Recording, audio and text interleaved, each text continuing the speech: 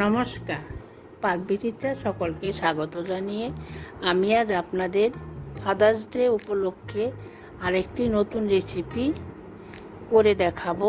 পাউরুটি ডেজার্ট পাকা আম দিয়ে। তার জন্য এখানে 500 মিলিলিটার দুধ নিয়েছি।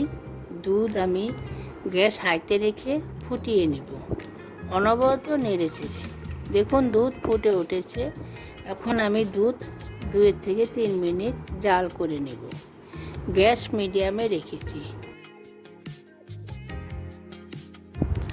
এখন অ্যাড করে দিচ্ছি 2 টেবিল চামচ চিনি। আপনারা চাইলে চিনিটা বাড়িয়ে কমিয়ে নিতে পারেন।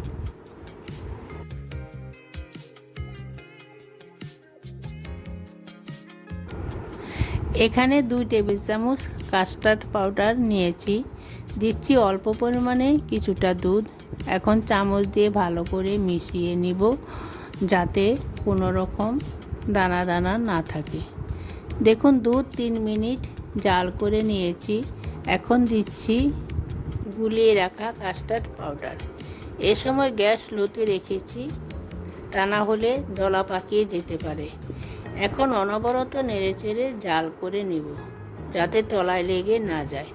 দেখুন দুধ জাল করা হয়ে গেছে, অনেকটা ঘন হয়ে গেছে। এরকম ঘন রাখতে হবে, ঠান্ডা হলে আরও একটু ঘন হয়ে যাবে। দেখুন দুধ একটি পাত্রে নামিয়ে নিয়েছি। এখন হাতা দিয়ে পাখার তলায় রেখে নেড়ে চেড়ে পুরোপুরি ঠান্ডা করে নিব। এখানে 10 পিস পাউরুটি নিয়েছি। এখন পাউরুটিগুলো কেটে নেব। দেখুন একটি চপিং বোর্ডের ওপর 1 পিস পাউরুটি নিয়েছি। এখন কেটে নেব। তার জন্য একটি গ্লাস নিয়েছি। আমি এখানে গ্লাস দিয়ে কেটে নিচ্ছি। আপনারা চাইলে ছোট বাটি দিয়েও কেটে নিতে পারেন। আমি এখানে সাদা পাউরুটি নিয়েছি।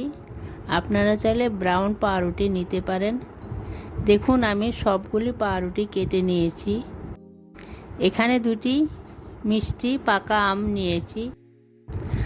আম আমি আগে ধুয়ে নিয়েছি। এখন খোসা ছাড়িয়ে কেটে নেব।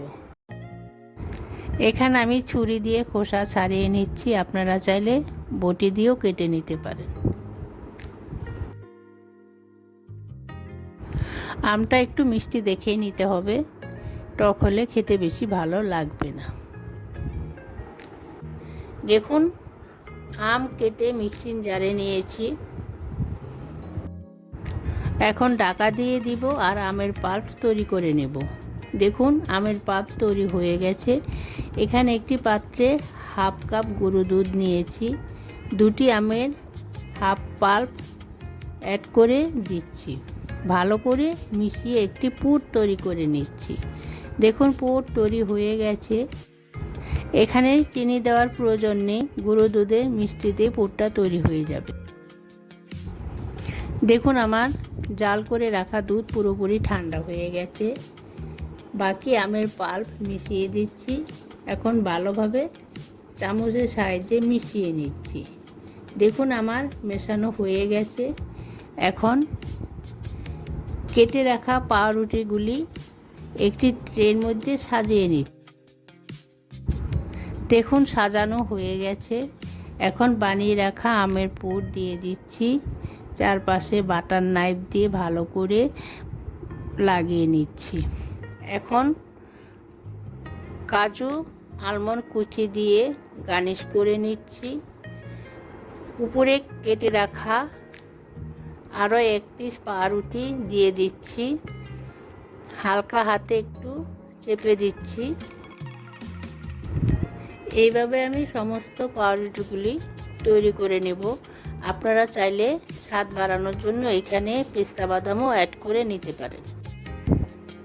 আমি এখানে বাটার নাইফ আর চামচ দিয়ে দেখিয়ে দিলাম। আপনারা চাইলে যে কোনো একটা দিয়ে আমের পুরটা লাগিয়ে নিন।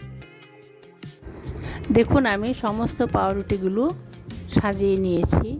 এখন দুধের মিশ্রণটা উপরে ছড়িয়ে দিচ্ছি। দুধের মিশ্রণটা কিন্তু পুরোপুরি ঠান্ডা করে নিতে হবে। দুধের মিশ্রণটা চারপাশে ছড়িয়ে দিতে হবে, না তা না হলে খেতে ভালো লাগবে না। আমি এখন উপরে কেটে রাখা আম আর কিশমিশ দিয়ে গার্নিশ করে নিচ্ছি। আপনারা চাইলে এখানে পেস্তা বাদামও দিতে পারেন। আমার রেসিপিটি কেমন হলো আমার কমেন্ট বক্সে অবশ্যই কমেন্ট করে জানাবেন। আমার ভিডিওটি দেখবেন, পাশে থাকবেন, সাবস্ক্রাইব করবেন। ফাদার্স ডে উপলক্ষে ফাদার্সকে এভাবে বানিয়ে উপহার দেবেন। ভিডিওটি সম্পূর্ণ দেখার জন্য অসংখ্য ধন্যবাদ।